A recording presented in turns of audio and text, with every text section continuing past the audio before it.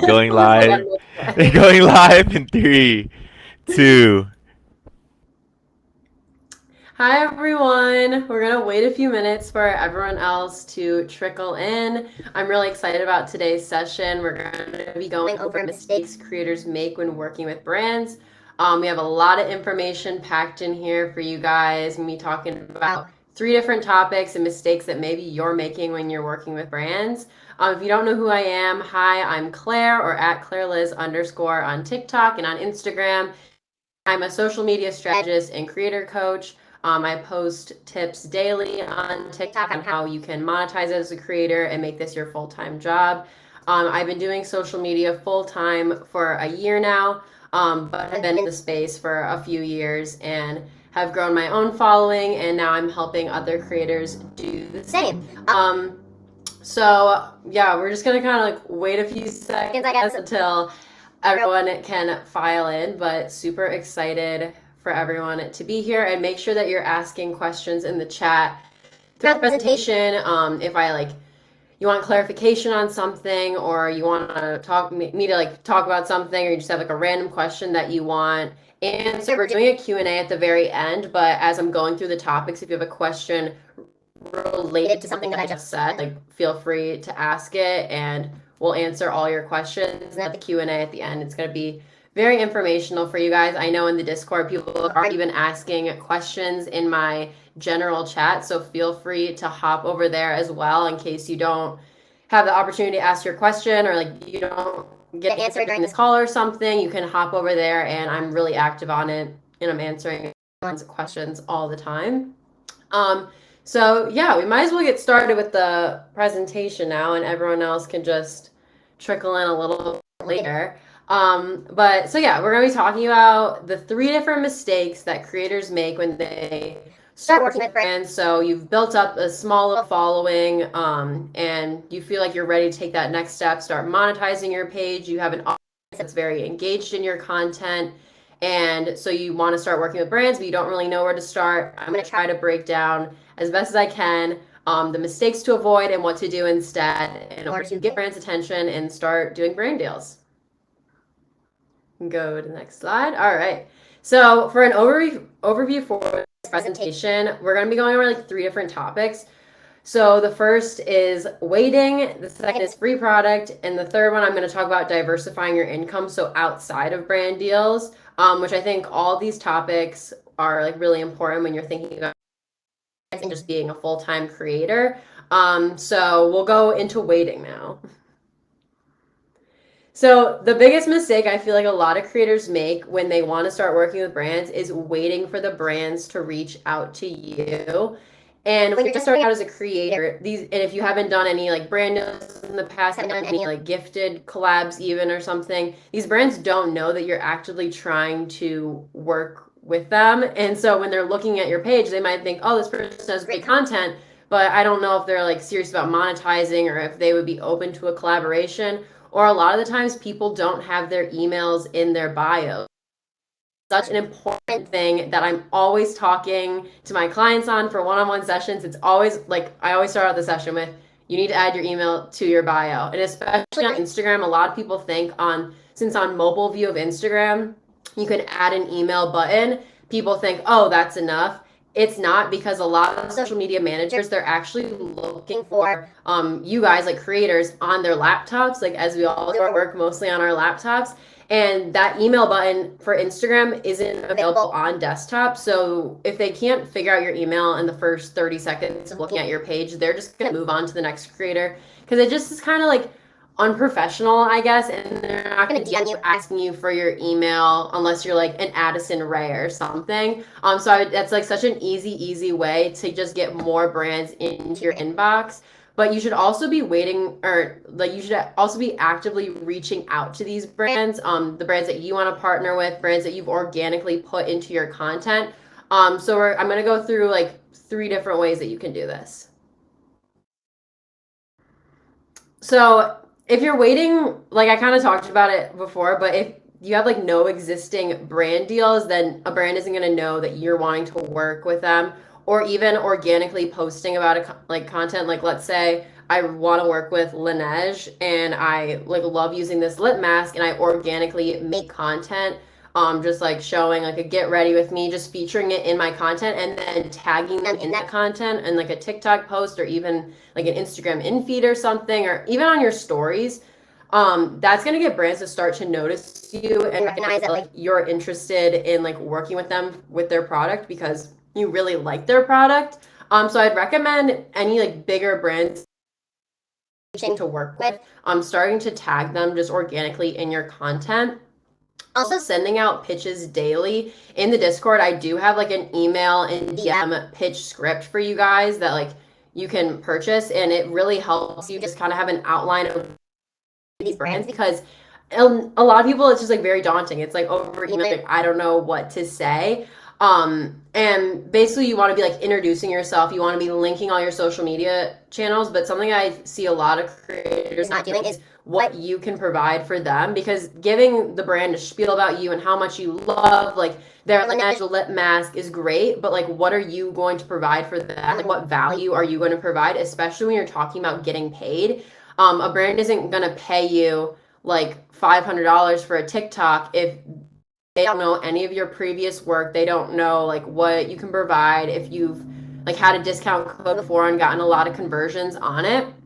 So definitely collecting all that data before you start sending out those pitches. But if you have like that organic like Laneige lip mask content already on there, sending that to the brand in your pitch email, or let's say you have like Burt's Bees or something content, or like Aquaphor, like content that's similar in the product category, definitely sending that over to them. So when you are sending, brand can get an idea of what kind of content you want to create, and when you're negotiating, it's a lot easier for them to visualize. If you're saying, oh, I want to create an Instagram reel for you guys and this is my rate for it, being able to show like, oh, I would create something similar to this that I've already created, it already gives you a ton of credibility.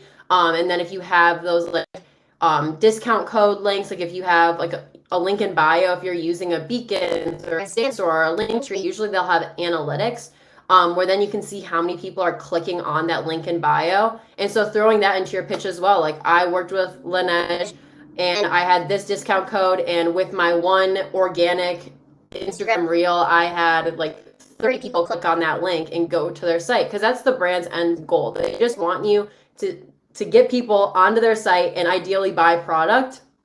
And showing that you're able to get people to the site is a really good metric that you should be utilizing, and constantly just checking and just keeping all that data. Even like your Instagram stories, now that you can have like links in it no matter what your following is, look at how many people are clicking on the links whenever you put one in, and start screenshotting them or add to a highlight and then see how many they get and just start screenshotting them, because I'm always adding those to my pitch emails as well.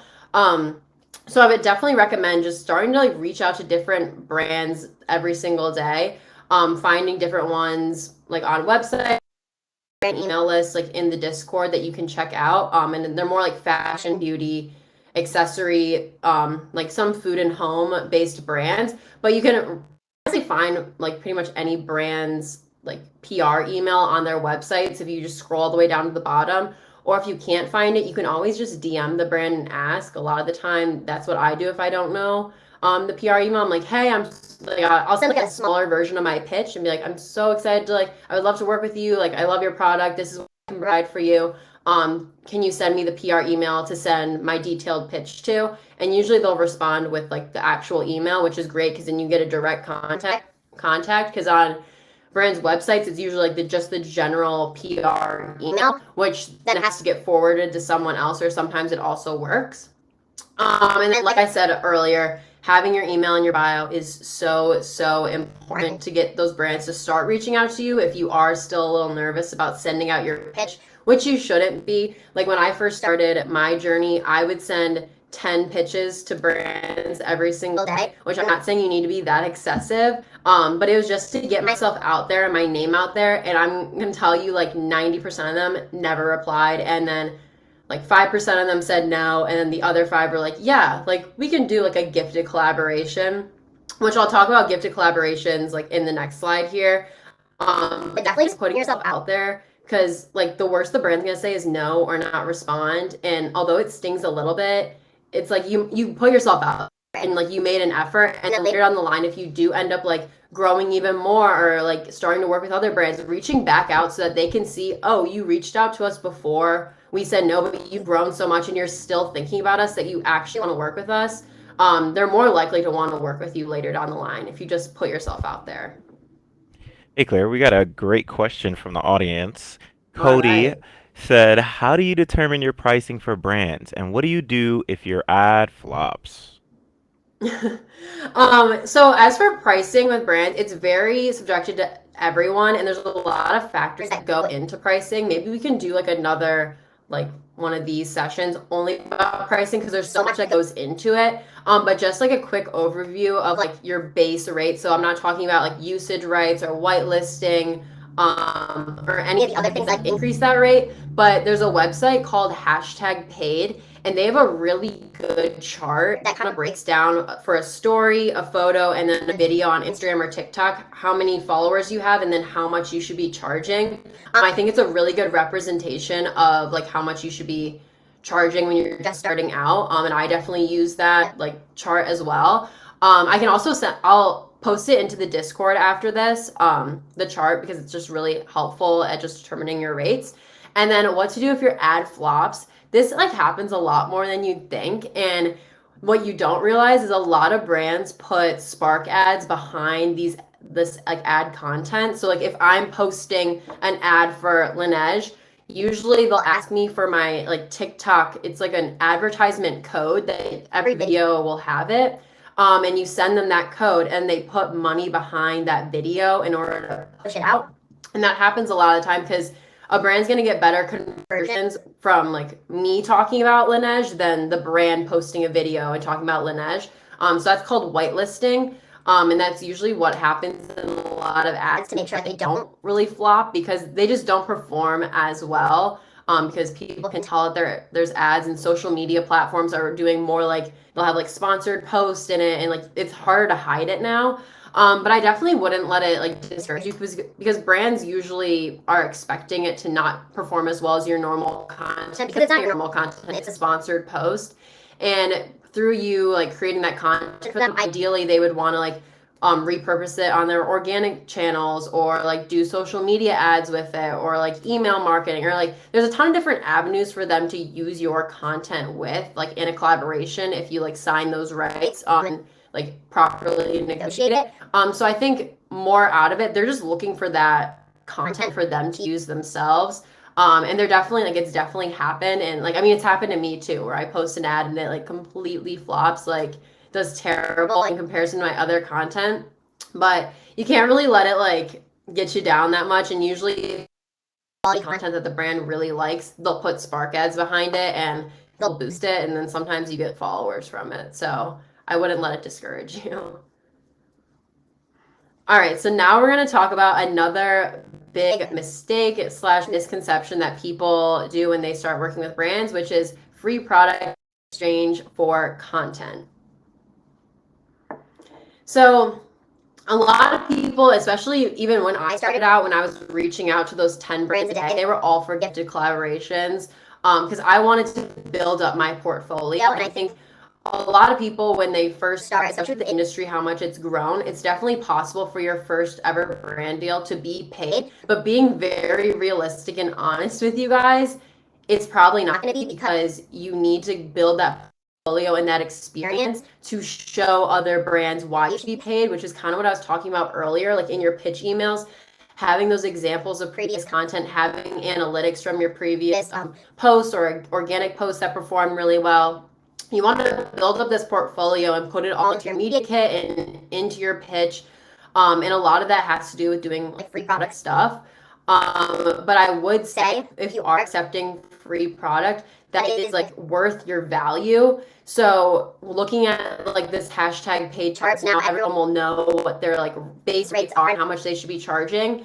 So if a brand is reaching out to you for like a $30 gummy vitamin, but your rate for a TikTok is $100, that doesn't like like it's not equal. Like we that wouldn't make sense for you because that's not like equal value. But let's say like Princess Polly or something clothing companies like we'll give you $100 worth of clothes in exchange for one TikTok, and like you haven't done any other brand collaborations in the past, or even like if you have it, like this is like a good opportunity for you to network with this brand, like work with them, or you're a really big fan of their product. I'm not saying it's right that all these companies want like free content from you, but it is just kind of what happens in the industry. But never accept that's below your value. So whatever your rate is, not accepting it underneath that, and even using that as a negotiation piece. Like, let's say your rate for TikTok is $500, and Princess Polly saying we can only do $200 of clothes, being like, well, my normal rate for a TikTok is $500, and since this is a gifted collaboration, like I would like to get like value out of it, so it is like a win-win situation, and like you're not just the ones getting content. And so then it kind of evens out. So that's definitely a way to negotiate as well. And also, if the brand is like asking, like only is doing gifted product, but they want like a TikTok and an Infuse post, negotiating down the deliverables, and being like, okay, well, if you only want to do a gifted collaboration, I can do an Instagram story for you. Like I do that a lot. If like a brand is wanting to send me gifted product and they want me to like do an in-feed post or something with it, like that isn't equivalent to my value, I'll say, okay, I can like tag you on my Instagram story organically when I'm using your product, which means that contractually, like once they send me the product, I don't have to post with it. But if I am enjoying using their product, then I'll be happy to post an Instagram story. Instagram stories are a great way to like leverage when negotiating because there's something super easy for you to throw up and they seem very organic because it's just like in the moment. But brands also really like having the exposure on the Instagram stories. And also just don't be afraid to say no. I know when it's like your dream collab and like it's really hard to say no to things. Like for example, I'll give you guys an example of something that happened to me literally today. So I'm moving to New York City and I'm working on getting brand collaborations with different like furniture, like air conditioning. And there's this mattress company that I personally really like their mattress. One of my friends has that. I'm like, this is the most comfortable mattress I've ever slept on, and it comes in a box. I was like, this would be perfect if I moved to New York. I had an entire plan for my content for it, and I reached out to them. And I got their email by DMing the brand on Instagram saying, like, what's your email for a collaboration? They sent it to me. And I'm emailing with the lady back and forth, and she wants it to be a gifted collaboration, but she's saying that it's $2,000 worth of product, which for an Instagram reel, that's like how much I charge. So I thought it was equal with my value. But then she's saying that I have to give away my content rights forever. So that means that that brand is going to be able to use my content on social media ads, on like a billboard or something, like paid media, like for the rest of my life, which you never want to sign away usage rights to your content forever. And that's something a lot of brands just try to slip into the contract or just slip it into the email and stuff. And I really, really wanted to work with this brand because I really, really like them. And I tried so many different ways of negotiating it out and just being like, can we do it for like 3 months or 6 months? Or like trying to work with them on it. And they were just like, nope, we need it forever. And like when you think about it, that's just not a brand that I would want to work with because I don't want to give away my content forever. That's like forever so long. Like you don't want to do that. And like they could be running paid, like they'll be making money off your content literally forever. And that just sucks. And it's like, it makes you sad when you see an ad with your face on it because you're like, I'm not getting paid for this. So I had to say no to them. And I was like, I'm sorry, I'm literally going to buy your product still, but like we cannot work together on this collaboration. And it stings, but you can't be afraid to say no because you need to know your worth and your value in this industry. And like a gifted product just isn't really worth it. Claire got another question from the audience. Madeline is wondering, what is your approach to charging for usage rights? So for usage rights, so looking at your base number from like, let's say the hashtag paid chart, or if you already have like a base rate that you're always just charging without the usage rights onto it, I always charge 20% of that base rate for usage rights. So you just like take 20% out of it, and that's where your usage rate is per month. So like per every 30 days. And then like if they want to do it for like 6 months, then you would just like multiply that 20% by six. It's the same for whitelisting too. It's pretty like industry standard to do like 20% of the base rate for however many months it is. Hopefully that makes sense. All right. So this is my last point before we go into like the Q&A and stuff. So get your questions all ready. But I also wanted to talk about diversifying your income so you aren't just relying on brand deals. And this is something I'm super passionate about. I talk about this all the time on my TikTok. I could literally talk about this for days, but I think it's so important being a full-time content creator because I feel like that's what a lot of people's goals are. Like maybe not everyone, but a lot of people want to do this full time eventually. And it's something that I had to learn the hard way is that you can't just rely on brand deals because brand deals just aren't enough. And so there's like three different ways that you can diversify your income.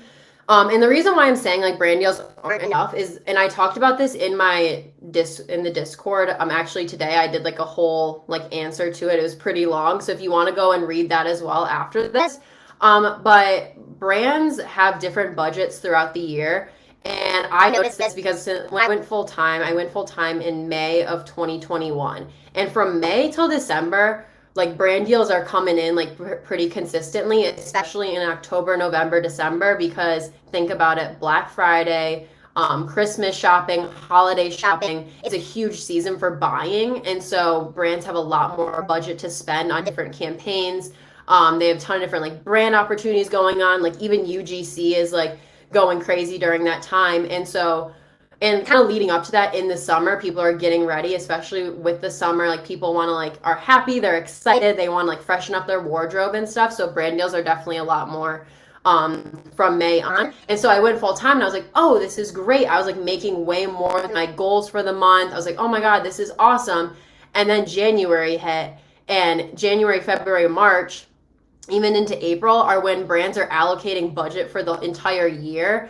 And they just spent so much money on all their marketing for Black Friday, for like Cyber Monday, for Christmas, holiday stuff, all that. So the brands are kind of burnt out. They don't want to be spending any more money and they don't have any active campaigns going on. And so January, February hit. Oh my God, like I'm a failure. Like I don't know what's going on. I'm not making any money and I'm doing this full time. So I have to rely on this income. It was my first year doing this. And so that's when I started to look more into passive income and figure out other ways that I can back myself up. So when I am having those slower months, I'm able to rely on this. And like now I'm able to be a lot more selective with my brand deals too, because before I used to just take any brand deal that came my way. Like I'll be totally honest with that. Like anything that they were offering money that was within my rate, that was like reasonable. I mean, obviously, if it was a really weird product, like fitting within my niche, so like fashion, lifestyle, and like content creation, I would accept any of them just because like I needed to make money and I need to like pay the bills. But now that I use passive income sources, like I don't need to really like rely on brand deals. Like I'm only doing like one brand deal. I've only accepted one brand deal this month, and normally I would do like four or five. So it's definitely a lot easier too because you have a lot less content to plan. So one of the ways that you can diversify your income is through passive income.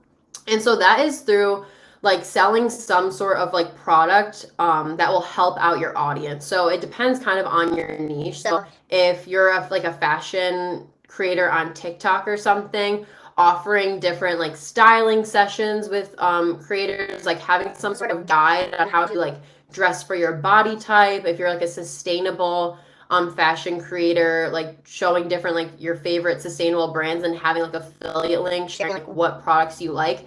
It's different for everyone, and that's like really what I specialize in on my one-on-one coaching calls because I'll like go on your profiles if you like have built like even a small audience you can monetize off of. But you have to have like some sort of like product that's solving something that your like audience wants. Like for example, like I have like my brand email list, my pitch templates, I have like my one-on-one coaching calls, and all that is passive income because like once that is up on like I utilize like Stan. You can check it out through the link in my TikTok bio. It's like that's just kind of how they purchase it. But I also used to do it on Etsy as well. It's just kind of like more steps when you're uploading things. But once all those templates are up, I don't have to touch them anymore, and then just them.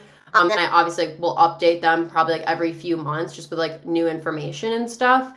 But that's passive income. It's definitely something that I would like start to think about and like brainstorm like what like thing can I solve within my niche? Like what does my audience want? Like because people were coming to me to learn like how to be a creator, how to do this full time, like how to work with brands. And that was like what I was solving in my content, and people wanted more of that and in more detail. So that's why I gave out those offerings, and they've like performed really well on my page, and I've helped a ton of other creators find different passive income things that they can implement into their content as well. The next is affiliate links. Affiliate links are like super underrated, and they're definitely a huge money maker. There's like three different platforms that well, I guess four different platforms that I use for affiliate links. I use Chirp Yes, which is like just one where I can create one-off affiliate links and then like send them out. There's also like to know it, Magic Links. There's Nate, which is another, it's like an app. It's not a web browser, but you can also create affiliate links on there. And then I also utilize an Amazon storefront, which is where probably 90% of my affiliate commission comes from every month. If you are a creator, I would definitely recommend applying for an Amazon storefront. And once again, on my TikTok, I have like a playlist that's just like Amazon storefront, like frequently asked questions and stuff, because people are always so interested on it. And it's how I make a majority of my income now. So like utilizing affiliate links on my Amazon storefront. So that's just another way that you can diversify your income, as well as UGC. I feel like everyone on TikTok is talking about UGC right now, which is user generated content. So basically, instead of being the face of your own profile and being like an influencer or like a content creator, you would be on the back end. So like for a brand, so like let's say Laneige, like I'm making TikToks for Laneige, like with my face in it, or like I'm making Instagram reels, or I'm like shooting like photo content, or even my face wouldn't have to be in it, like just showing like an aesthetic product shot, like creating content for brands to use on their social media. So you're kind of taking out that one step of like you posting it on yours and like having that influence and getting people to go to like your link in bio to shop or something, and just only doing it on the brand's profile, which a lot of people honestly prefer. Not a lot of people want to be like the face and like having to work on growing their own pages and stuff, because that's just a stress that they don't want to have. So doing it and like working like for the brand also helps a lot. And like you can also do both. Like I definitely do both. Like sometimes I'll accept a campaign where I'm only creating content for the brand, and honestly I really like them too, because you don't have to have that stress of like, is this video going to perform well on my page, like is this brand deal like going to tank, like we were talking about earlier. It's like way better because you can just kind of send it over to them and then let them post it and let them use it, and they still pay you like really well for it. All right, so now we're gonna like wrap it up. I wanted to do a Q&A at the end of this. So if you guys have like any like questions that you want to ask, like we can go through it all. But just to like recap everything we talked about in this presentation, in case any questions spark up for you, is that you don't want to wait for brands to come to you. You want to be mindful about product for content collabs, and then diversify your income early, so you're not like me when you go full time and then start freaking out when you have a bad month. You want to have different income sources to like fall back on when you're not having a great month for brand deals, or if your engagement's really low on TikTok and like brands just aren't reaching out to you that in that moment, because it all like growth happens in seasons, and like we all have like bad months, like even bad like periods, like 6 months or something. So definitely try to diversify it as early as you can, so then you can go full time sooner. And as always, connect with us and join my Discord. So if you guys do have like any other questions and stuff, like just randomly, you can throw them in there and I'll respond. Or even if you want to like book a one-on-one call with me, like you can do it through there. So I would definitely recommend chatting me up. Yeah, definitely get in the Discord, chat her up. We have one more question from Cody. Do you ever limit the amount of collaborations you do per week or per month because you fear of losing your audience? Yeah, definitely. I think when I was first starting, I was doing a lot more of them just because I was really excited about it. And I mean, a lot of them are gifted collaborations. But I was just like very excited and I wanted to do it. And now I'm a lot more selective because I had those, I've diversified my income so I don't have to rely so much on brand deals. And now my feed in general is a lot less brand deal heavy. Like I'll probably post like one or two videos a month, like per each of my streams. So like on Instagram or TikTok, like I'll probably only post like one or two.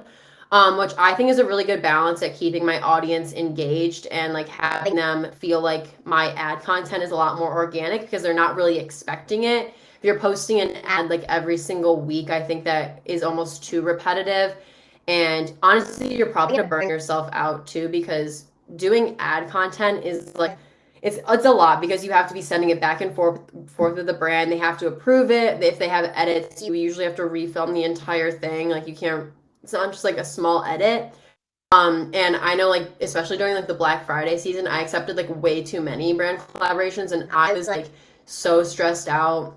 I was like filming all the time, like all the email communication and stuff. So I would definitely recommend being selective about your brand deals, and making sure that they're ones that are paying you well, brands you like really like or are like excited to work with that you've just found out about. I think those can be great too. But yeah, I would recommend like only doing like I don't know, like three max a month because then it just kind of like clutters your entire feed, or even like negotiating and like saying, oh, like they want a TikTok post, but I'll do an Instagram reel for you guys because I've already posted 2 ads in my TikTok this month. Like I don't want to post another, so I'm gonna try and push them onto my Instagram reels, or even like I know people are on like YouTube or on like Twitch and stuff. So like utilizing all your different streams and like negotiating them and like keeping track of where you have brand deals going because you don't, especially like posting them like back to back, like 2 videos in a row, like brand deals, like definitely not because your audience is gonna get annoyed and that just like it like ruins their trust with you. It's all about like having trust with your audience, and if you're constantly posting ads, they're not gonna be as interested in you because it just seems very unauthentic. 100%. Those are all the questions we got. Sweet.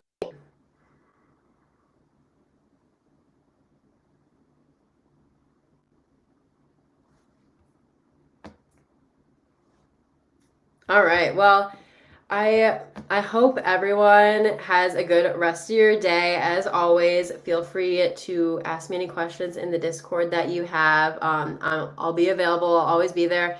And then tune into our next session. We're having another one of these where we're going to talk more about like monetization, making money, working with brands. If you have any suggestions on topics that you want me to like deeply cover, like I know rates is probably a really big one, so we can do an entire session just on like rates and like negotiating and all the different factors that go into it because there are a lot and it's really like overwhelming. So like having some sort of slide and having it all broken down. If you guys have any suggestions for things that you want, feel free to recommend them in the Discord, and I hope everyone has a good rest of your day.